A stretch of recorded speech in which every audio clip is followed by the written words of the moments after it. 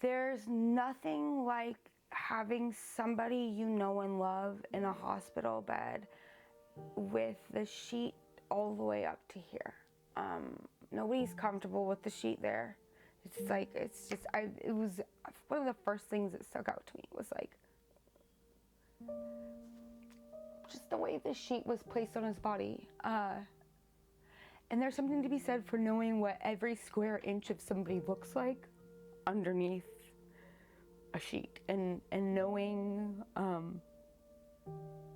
knowing where the scars are, knowing that, he's got flat feet, or knowing where different broken bones are, or where there's been growth and healing, and there's a hurt you have when you lose family. I've lost a lot of people in my life. There's a certain hurt for losing like your blood, and there's a certain hurt for losing your friends, but there is a whole other plane of pain, in my opinion, for those who you have met as strangers and have chosen to be your family, and Vince was the first person I ever was like, I want you, and I want you to be with me, and so basically he, at 26 years old, went into cardiac arrest after being admitted into the hospital for 3 days. Walking down in those statues and then going into the emergency room because it's the only part that's still open, and going and being like, okay, I'm here to see somebody, and then them seeing how shook up I am, and then being like, okay, it's okay, calm down.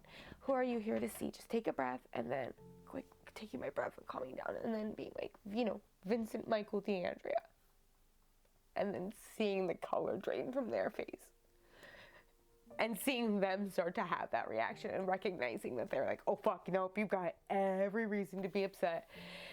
And I remember this sad, crappy name tag that they gave me, and then pushing through the doors, and just, I have never felt so small walking through the hallway. And he was so,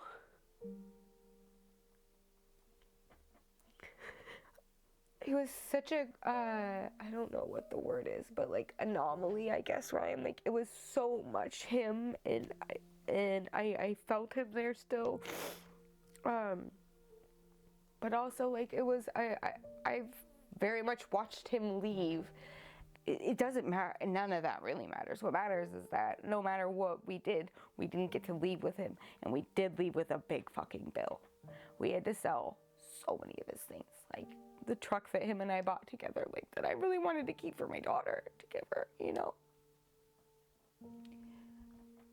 So many road trips. I taught him how to drive stick shift in that truck, and like, just all these memories, all these things that I can't give to my daughter that I would, I've gotten to a point where the more I see his sickness, and what that led to, the more I'm like, this is a cultural issue.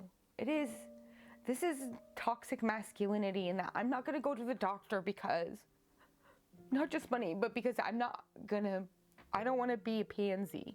Like, I'm not going to go get us this bill because I'm being weak. And it's the neoliberalism. It's all of these like big hoity-toity academic words that we use. When I think about the ways the system failed Vince, I start first with healthcare, in that fundamentally he should have been able to go pick up some Tamiflu. No questions asked, because it's only effective within the first 48 to 72 hours. A part of why he didn't go to the doctor in the first place was he didn't want to get the bill. He didn't want to deal with it.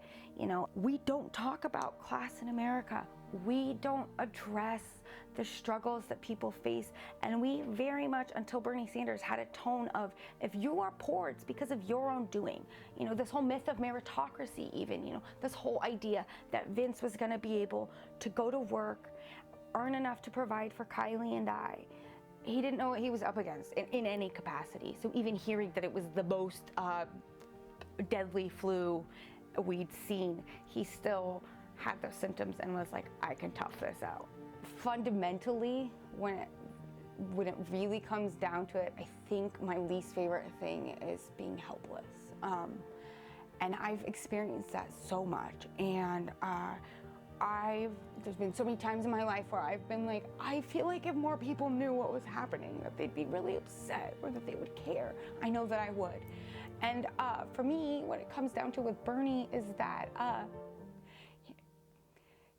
Bernie is an ideology in the sense that it's the not me, us, and it's that, I know that's so cheesy and overstated, but it's also not, because it's that I will fight for someone I don't know, and it's those things, and if I can fight hard enough, maybe she'll get something of a semblance to that. But if not, no matter what, if we're in the face of absolute destruction of our society through whatever, I can look my daughter in the eyes and be like, I fucking didn't just fight for you, but I fought for everybody in the best way that I saw fit, and I tried to engage with those people and to learn, you know. And I think that there's something to be said for the fact that I am just a drop in the sea.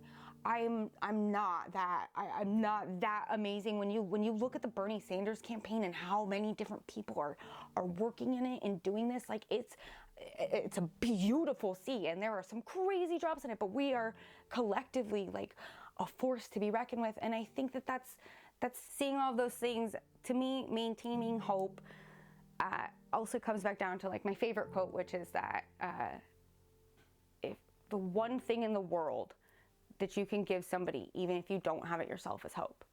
So like, no matter what, at the end of the day, I can always go inspire hope in someone else.